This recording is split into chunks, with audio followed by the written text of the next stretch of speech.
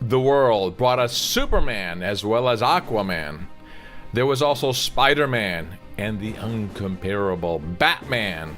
But ladies and gentlemen, here on planet Earth, we bring you the next unparalleled Afroman.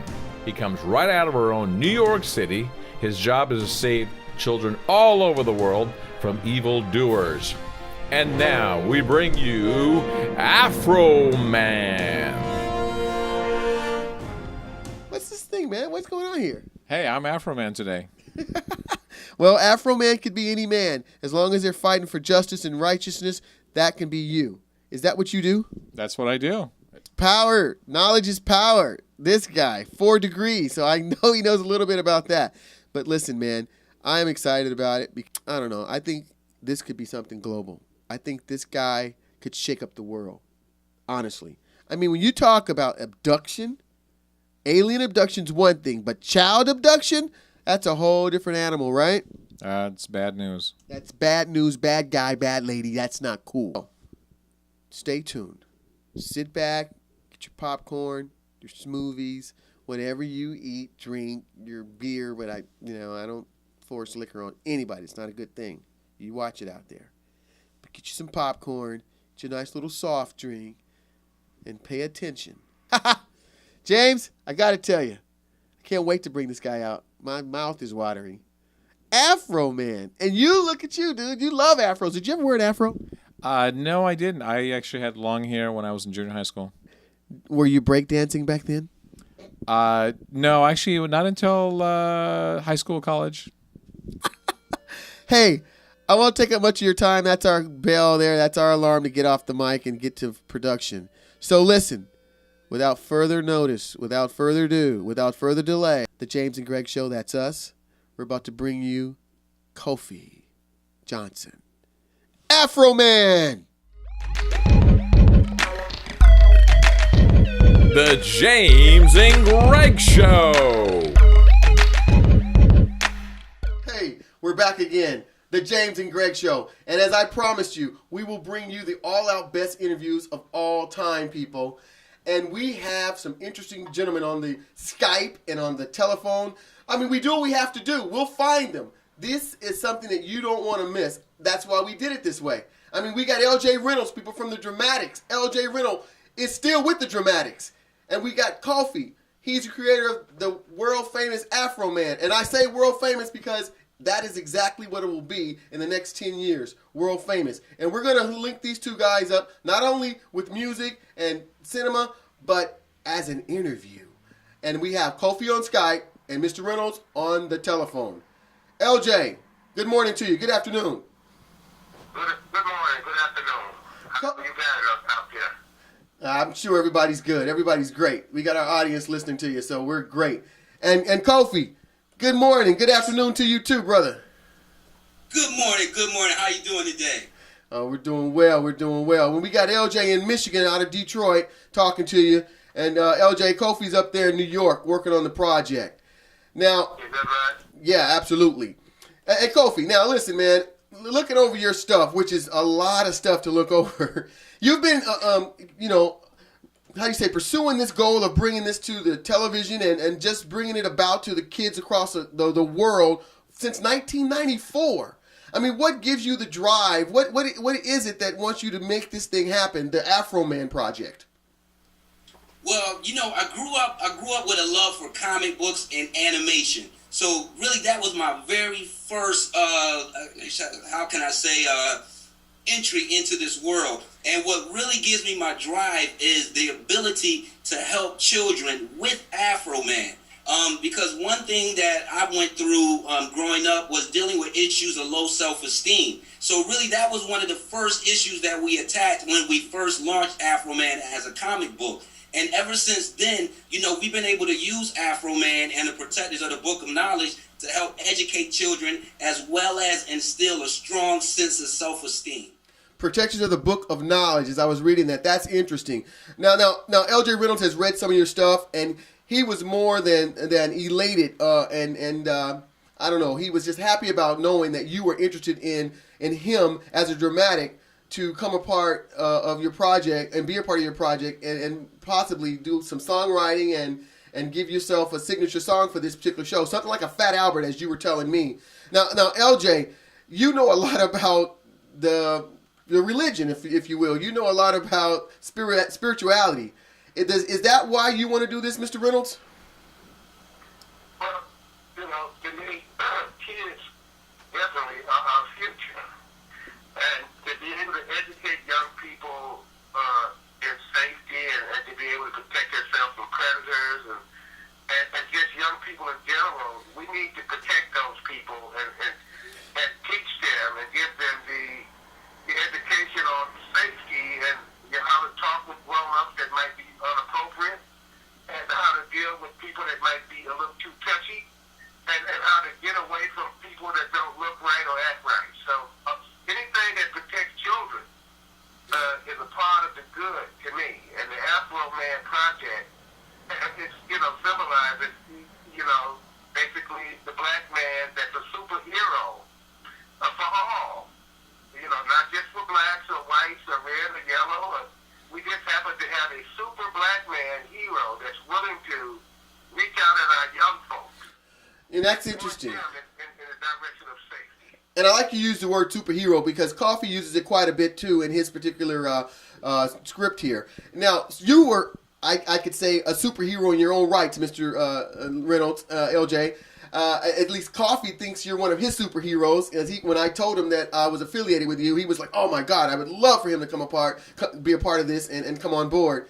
Now, being from, let's say, superhero type of background, being known as a lead singer for a very well-known group, and starting out as a kid.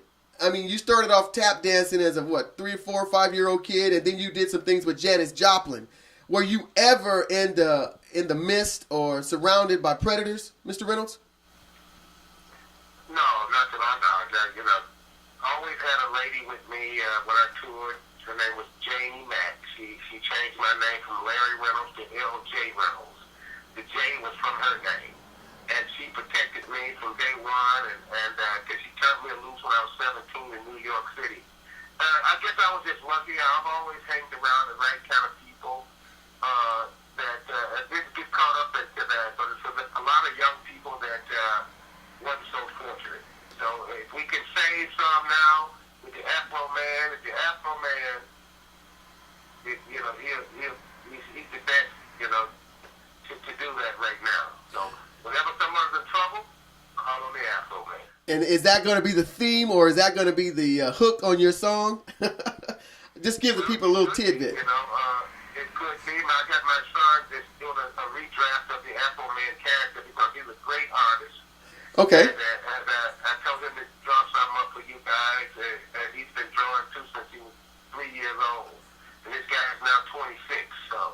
Oh yeah, he's ready. He's drawing an Afroman for you to look at. Absolutely. Now, Kofi, you heard that from a guy that was in the midst of these so-called predators. I mean, I'm not calling industry people predators. I don't know. I've never had that kind of thing happen to me, and I've been around this industry for a while myself. But it has been stories told that a lot of these predators were people that you thought you could trust, and these people employed you as a young artist. And so, does that give you some fire, Kofi, from hearing it from L.J. Reynolds as a dramatics telling you that, he's behind you because some people aren't so lucky as he was? Definitely, that definitely gives me a lot of fire, because the one thing that I know for sure is that this is a big mission, and it's a mission that I cannot accomplish by myself. So again, in my efforts is to bring together all of the superheroes so that we can protect these children. Because again, I look at L.J. Reynolds, myself, Eddie Griffin, other people that are involved with the project. We're basically those superheroes that we're going to be pulling together in order to share this information with the kids. And the great thing about it is that after we finish the production on the film, we plan to take it on tour. So, and with the tour, we're going to have workshops for the parents and for the youth as well. So we can educate the parents as well as educate the children. Because as we know, when we really look at child trafficking, it happens in a lot of different ways. And it was really one thing that I was really unaware that was going on. I actually came in contact with the issue this summer while I was working on a digital media summer camp in Atlanta. And one of my colleagues was working with another organization that was fighting child trafficking. So when she told me about what was really going on, and then once I realized the enormity of the issue, I felt it was something that we had to lend Afroman's voice to. So again, one of the biggest things that I plan to do after we finish the production of the film is to take it on tour so that we can speak directly with the public, and I mean the parents and the children, again, because it happens in so many different ways. When I first came into contact with it, my idea of child trafficking was basically a kid being snatched in the street. Right. And I was going to go there. And we never see him. Right. I found out that it's a very, very sophisticated operation. And some kids are contacted online. Some kids are snatched off of the streets. Others are coaxed in based on the idea of making a lot of money. Whoa. So it's a lot of different ways that children are being sucked into child And you left another one out. You left the internet out, LJ. He left the internet out. The internet is a major vehicle. I mean, it's one of the most important inventions of mankind. It's able to connect continents together. I mean, you're going to take it on the road, but you got to fight fire with fire, in my opinion, Mr. Coffee. You're going to have to take this thing on the internet, and address these people with some self-help stuff that you can probably do tutorials on the internet. Or just let the cartoon and the song that LJ Reynolds is going to produce do the work for you. But put it on a broad scale through the internet to stop these guys, because you got to tag it with Google and all these type of mainstream people that are getting all these hits or getting all these views, getting all the attention, Amazon and all these type of things. But, you're on the right path. And Eddie Griffin, I know he has quite a bit of children. He has like 9 children, right? Correct. And so I don't know, how he comes into this, but he definitely has a love for kids. Oh, indeed. He's produced. One of his biggest things and what attracted him to the project was basically the same thing like LJ said, that we can use it as a tool to educate the children. Eddie is very, very big on that as far as educating the children through the arts. So it was a perfect combination for us to come together. And, believe it or not, before we came together, a lot of people would associate him with the project when they saw the project. So that again, it association. Was so it's telling me that absolutely the mission is bigger. It's a big mission. We're on the right path because the right people are being brought together to bring this message to the world. Okay, now you got R&B soul, LJ Reynolds, Dramatics. You've got comedy, Eddie Griffin. And you've got journalistic understanding through you and a writer and a rapper, I was understood. Rapping with Akon back in the early days of rapping. And so yes. How do you fuse all 3 or 4 of these particular characters together? What type of genre are you attacking or approaching? What is your main goal here? Where's your target? Who's your target? Okay, well, my target market is children from the ages of 5 to 10 because I really see around 11 or 12 with the way that we construct and write the stories, we start to lose them. So our basic audience is children, boys and girls, across any ethnic line from the ages of 5 to 10. Okay, hold it there. Now you have an African American man who's an R&B soul singer, and you have an African American man who's a comedian. LJ, are you able to get inside the heads, the hearts, the soul of people between the ages of 5 and 11 of all ethnicities? Well, yeah, all you have to do is just look at what they're looking at now, Justin Bieber's and people like that, and look at what would interest young people. Quite naturally, there's got to be something with the voice and the character that's going to get them to turn around and look. Whether you create a voice character for the Afroman and you sang it with a combination of what they want today, with a little bit of rap in there. I guess you would put it in there and let the Afroman rap a little bit as he flies or go through the city saving the kids. I like it. You just have to come up with the right voiceover, as you call it, to make it work. And that's, what you have to sit down and think, and that's what I'm doing now, along with a thousand other things that I do. Absolutely. And I know what it needs.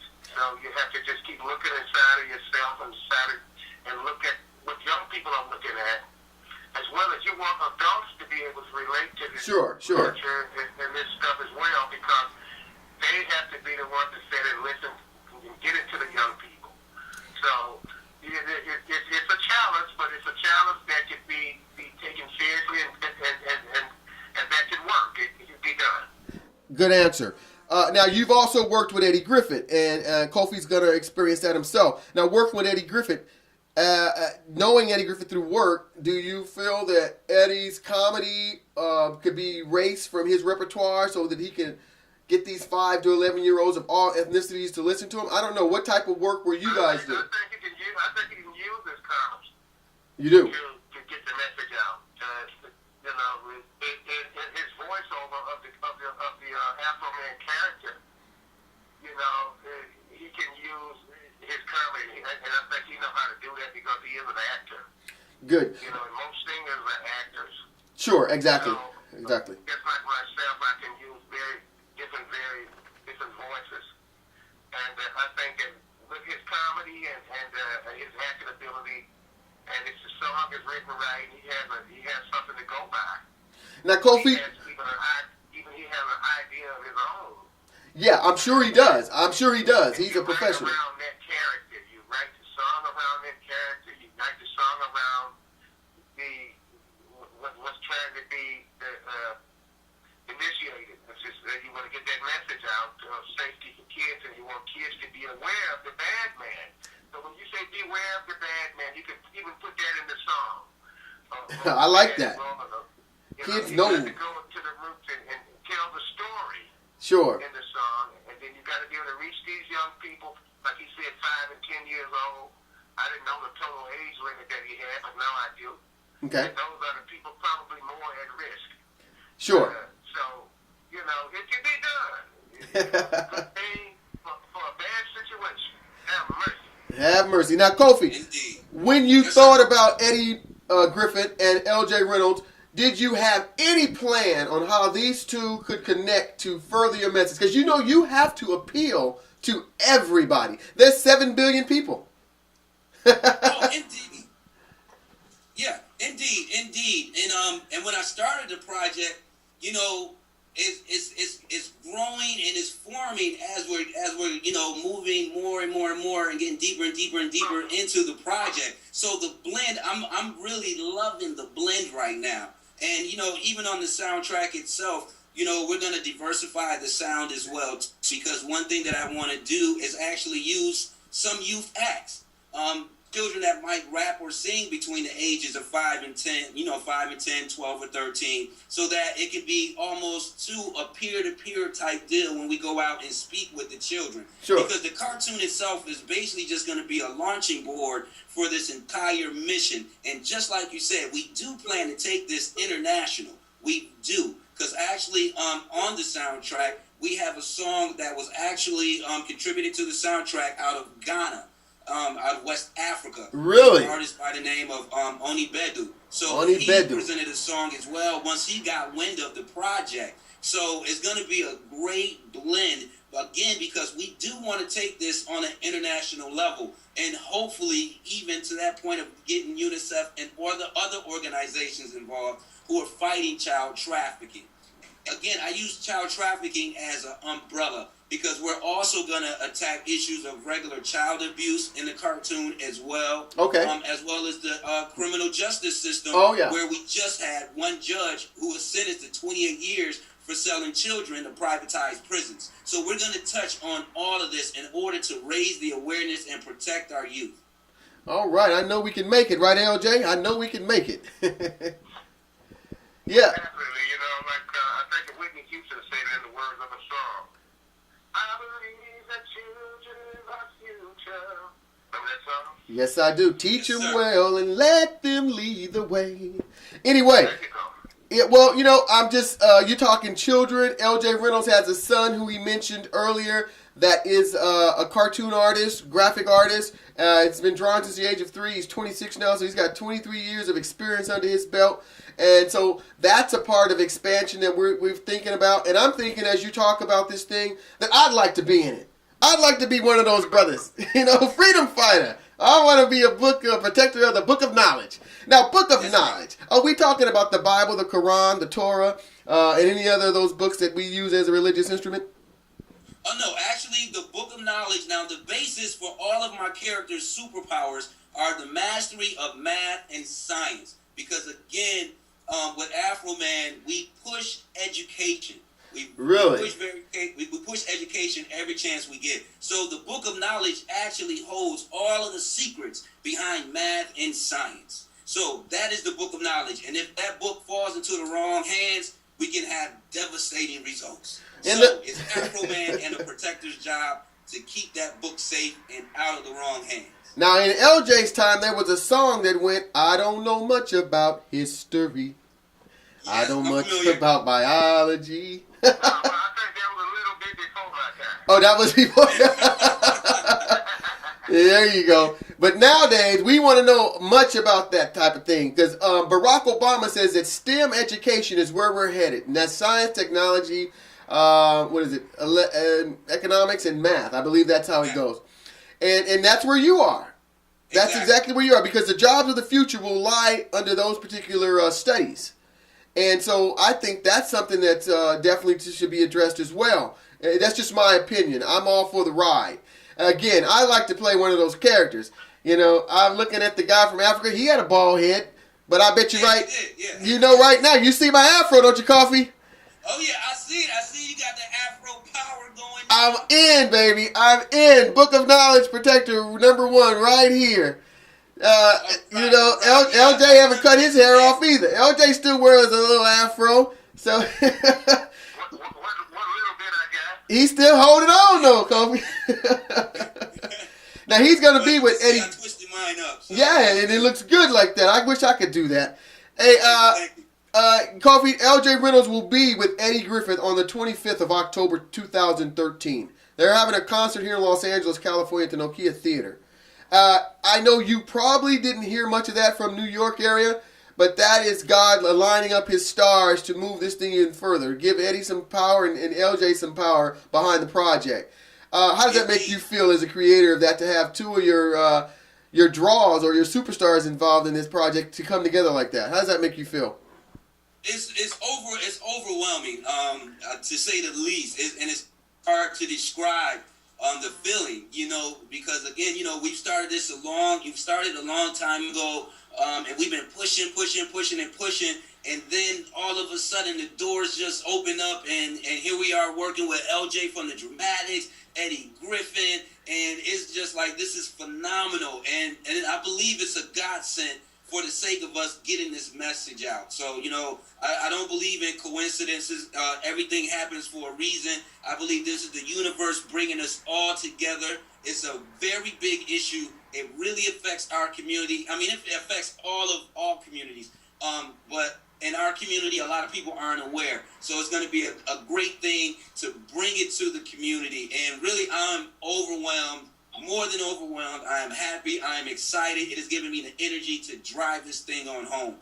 Definitely. And I thank everyone for all of their, and I thank everyone for their contributions to the project. And I thank everybody for believing in us. Again, it's a big mission, and I know this is a mission that I cannot accomplish on my own. It's going to take the unification of all of the superheroes out there in order for us to protect and save. Absolutely. I want to thank you as well for having us, James and Greg Show, be a part of this and give you acknowledgement and then bring it to the viewers here in the Southern California area. And I also want to thank Jackie Allen.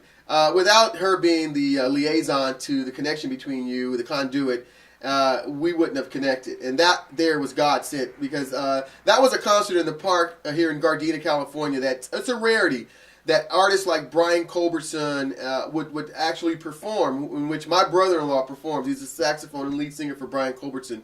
And so, Jackie being a big fan of Brian, and so she really liked Marquel. And then when I told her, I said, well, LJ is a real good friend of mine. And, and she said that, you would just love the Dramatics and with their work. it was totally a godsend. And so we're just elated, we're overwhelmed, like, as you say, about being a part of this. And after reading the material, this material, and LJ's been around, man, is definitely something that the kids need. I mean, abduction?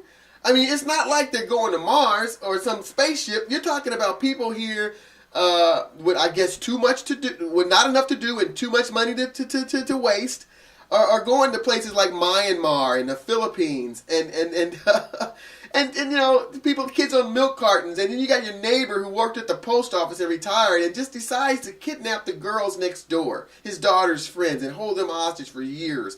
And you got the kid in Arizona. She, you know, there's no reason why we should have those kind of thinking in this country. And these type of awareness will help kids combat against predators like that, we hope. And again, another big problem we have is one thing with LJ's time. I love those songs he sings, man. And, you know, LJ, those songs are so beautiful to me. Not really growing up with the Dramatics in my house and being a part of certain things with the Dramatics now, listening to those songs, it just shows how strong the household was and how mothers were mothers. Nowadays, you have mothers that don't value the gift of being a mom. Giving the kid to the nursery school or to your grandmother or to your mother and let the grandmother raise the child. And the child can't be watched by an old person. They're not energetic enough. They're tired. And here comes these abductors. Here comes these molesters. And LJ, I know you know what I'm talking about, man. You were there, man. That's why you said nothing ever happened to him. He had good ladies behind him. It's a shame, man. So I'm happy to be about this project, man. So now listen, who are your investors? What type of, you know, funding or you know, how are you going to get this thing to go, you know, because you know Hollywood, they like to be attached to things that they see dollars and cents with. How are you going to do, what are you going to do? Well, actually right now, we're actually raising the funds for the film in 3 different formats. We actually have an Indiegogo campaign going on. Okay. We're actually securing sponsorships as well as, you know, thriving off of the sales, going off of the sales from our previous episodes that we've released. Sure. So far so good, and it looks like we should be ready to hop into full production by early 2014. So right now we're in pre-production right now. The script has been finished. We're in the storyboarding process, pulling some people together. We're going to start casting soon. So I'm very confident that we're going to meet our goal and make sure that we bring this to life. So, all right. You know, the universe, God the Creator, has brought everything that we needed together. So we know that we're going to make it. We're going to make it, and we're going to make this a reality. So now here's another that's thing. How we're funding the project. Here's another thing. LJ has his own record company called Motor City Hits. And you had mentioned, as I read your stuff, that you are allowing people to use your logo inside of their websites, etc. LJ, did you know that? He gives credit, if you will, just for promoting the logo. Did you know that, LJ? Which logo? Can you figure out? The logo of Afroman. Is that how it goes, Kofi? Can you explain that? What do you mean by that? If you attach the logo to the website, or if LJ has Motor City Records, so they do produce records. And so if he were to put, let's say, a small picture of your logo on an album cover or a CD cover, would that benefit him and you? Yeah, and basically the way that it works, say for instance, like for any you know, for all of our supporters, that's companies or businesses, we on our website we actually have a sponsorship page where we list all of our sponsors. That will go into credit as well. And we also are doing logo and product placement within the cartoon itself for sponsors. So again, that's one of the things that we're trying to use to attract people to the project itself. And definitely LJ's already on the list for that. So, you know, everything's already situated there. We just have to get everything over and post it up. But that's basically how we'll be working the sponsorship program, sponsorship and support program. Okay, great. And how about the James and Greg Show? Where do we fit in on that list? Hey, you guys are right there. This is really one of my first big interview on the West Coast. So all right. Definitely I was going to extend that invitation to you guys as well. And I don't know if you guys had a chance to check out the website yet. It's AfromanKidspace.com, and it's actually built on a social networking platform, but just for kids. And we make sure that the content stays educational and safe. Well, I'm busy trying to produce different people to interview because what we do here at the James and Greg Show, we bring to the world the most interesting people out that God has produced. And it's got to be God's production, not self-taught, self-made, man-made, anything. And you fall in that category, LJ falls in that category, and some of the other people that we've interviewed fall in that category. So we are totally about it. Now, you may not know this, but James Karroum, my director of photography, is my evil genius. In fact, he could be one of your characters. This guy has 4 degrees, and he's probably working on a 5th one. Okay? He is more technical than I am, which is really, really tough to beat. So we bump heads just on post-production alone. But he would not shoot this film until that particular monitor that you're talking through was at its exact point. Okay? That's what took us so long. So he did look at your website, is what I'm getting at. I mean, he's thorough.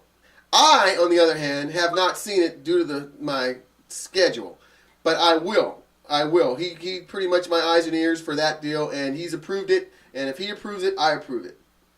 Great. But I will look at it just for my own self-indulgence. I want to see it, period, because I'm totally, I'm just blown away by the blessing that you have to have the mindset to want to pursue something like this, man. And it is tough. And you got LJ behind you, you got me behind you, you got Jackie behind you, you got Eddie behind you, and you're going to have more people than that behind you. I already know you're dealing with a lot more people. I will tell Akon today about it. That's the artist Akon, people, from Africa. Yes. I'll be with him shortly, so I will definitely tell him about it, Mike. And, and I'll be with Tiny Lister from Fridays, Big Tiny. I'll tell him about it. He needs something to link on to. He had that government all over him a little bit ago. I'm saying it, yeah. The government was all over you. Anyway, LJ, we want to thank you for coming in here on the over the airways with the telephone. Thank God for the cell phones. We were able to tag LJ in on this. Not Skype, but we heard his beautiful voice and his opinions and his thoughts and how he's going to write this song that's going to be sensational. It's going to be... Thank you, LJ. Thank you so much for your support. Thank you for having me, and good luck with your program. And I know it's going to save a lot of lives. That's our goal. Thank you, sir. We need to save their lives. They're the future. All right, LJ, I'll talk to you later, man. God bless. Remember, knowledge is power. The more you learn, the stronger you become. All right. Afroman is a little like my shirt I'm wearing. Oh yeah, this is the Afroman T-shirt with the knowledge is power cape attached. I love it. I love it. Hey, man, this is what's happening, dude. We need this stuff. We really do. We need this stuff. And I like that you said for all ethnicities.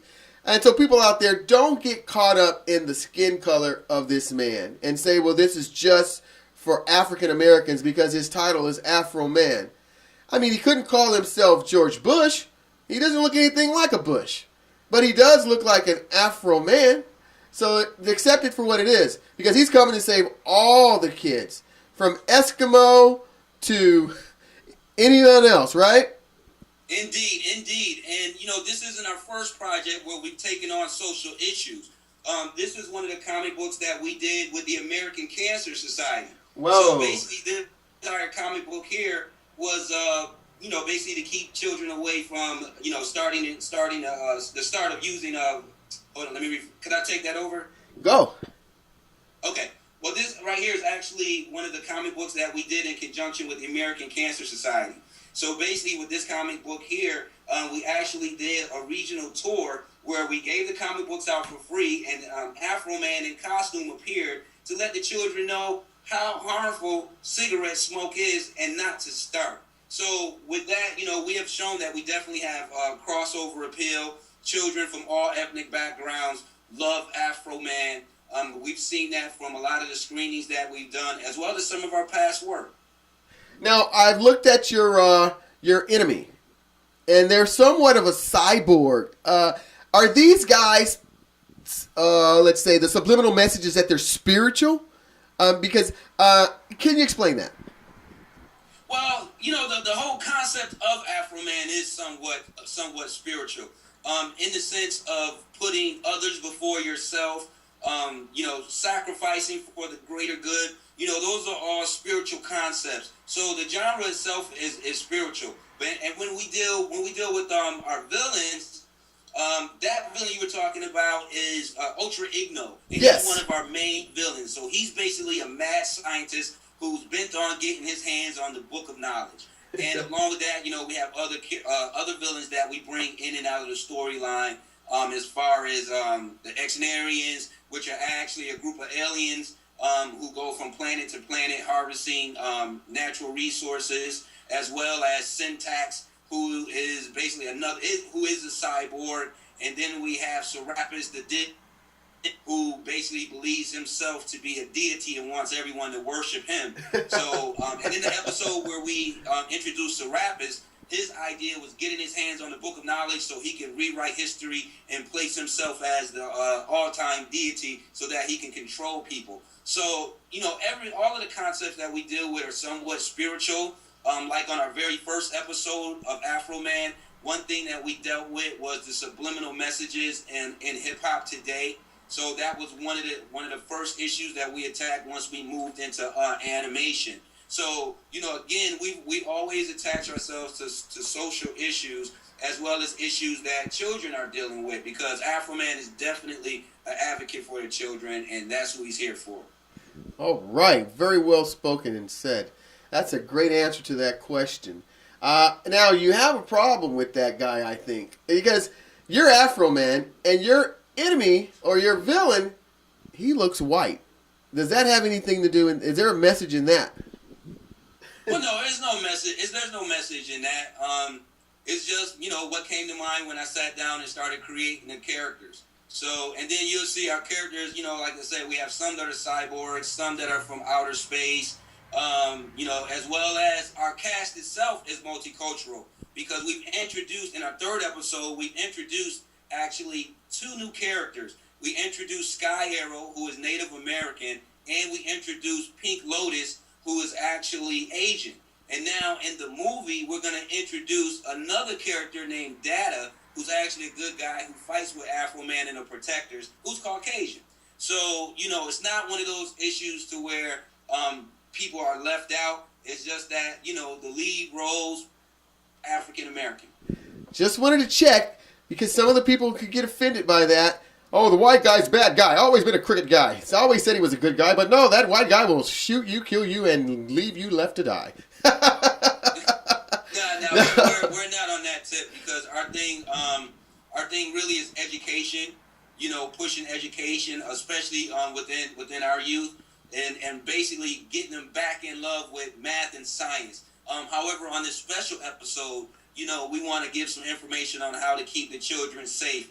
And one thing that really sparked it too, like when I was coming up, we would have the visits to our school from Officer McGruff, the crime dog. Who Really? would basically give us stranger danger awareness and training and things like that. And a lot of that training still sticks with me today when I'm out walking in major cities. I revert back to a lot of those lessons that I got from Officer McGruff on how to be in my surroundings and certain things to do and what not to do. So again, that I bring that into this project as well too. My thing again is protecting the youth, instilling strong self-esteem, and even if we talk on the racial line, Afroman is a great way for people who might not have a complete idea about African American culture or African culture to where they can come see it. Because there's even been some schools and suburban schools who have taken the website as part of their diversity program, so that if their youth, if they're not familiar with African culture or African American culture, they can get online on our website and find out about it.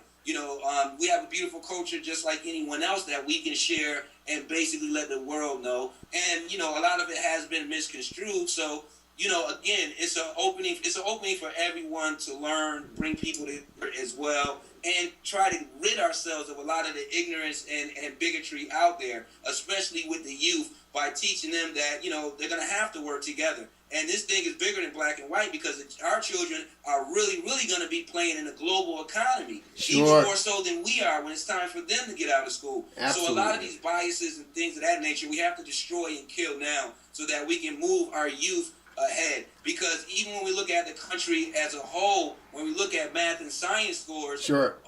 we're failing all together. It's not a black issue. It's not a white issue. It's a national issue. Absolutely. You know, Country. I think we're 25th, 24th in the world, if I'm not mistaken. You're about right.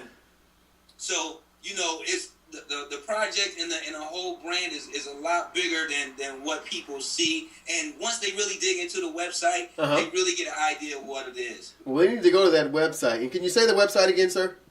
It is www.afromankidspace.com.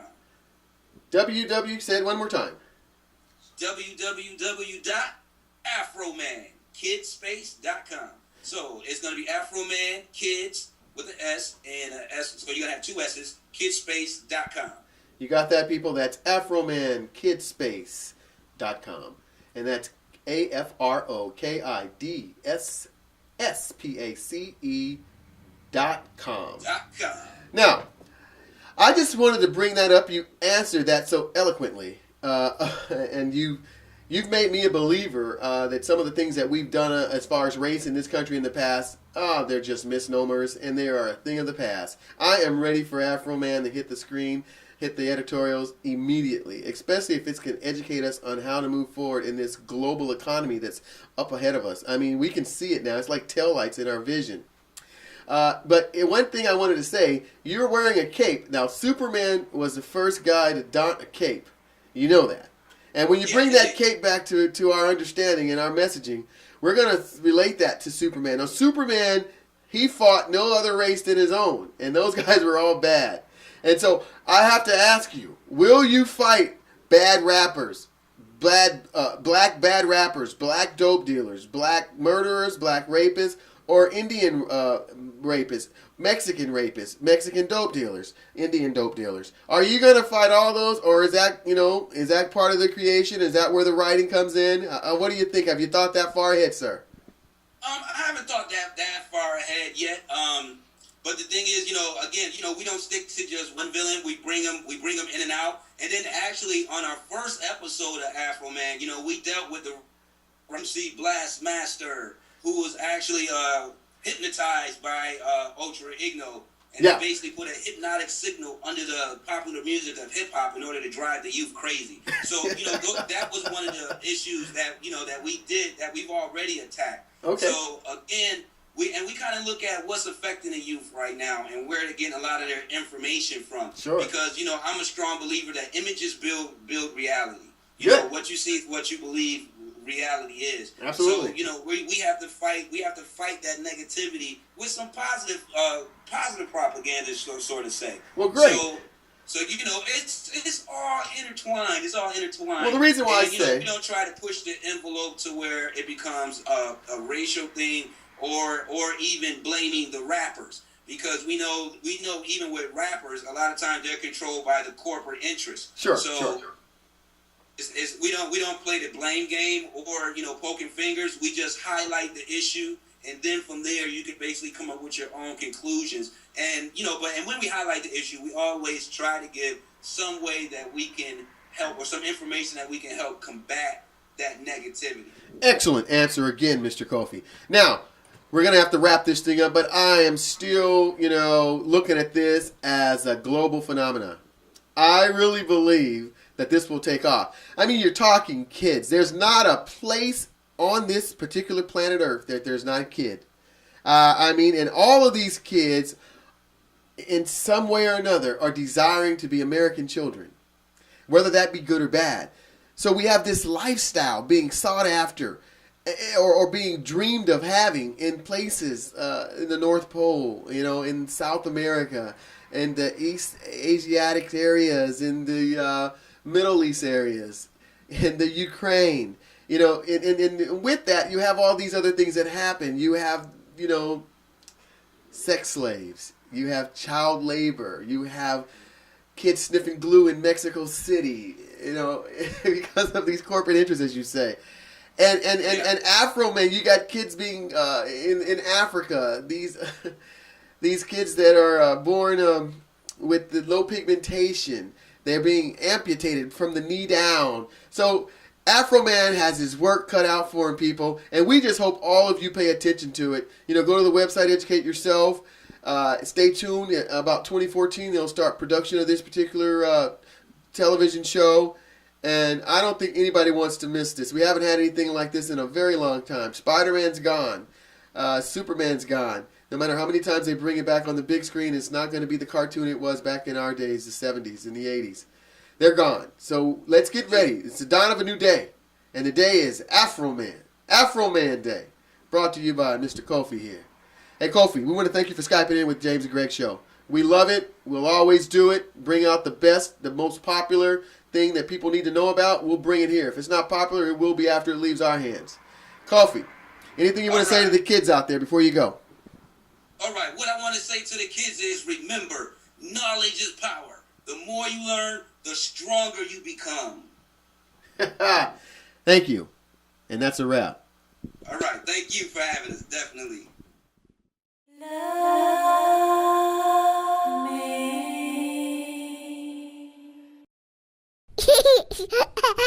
Baba.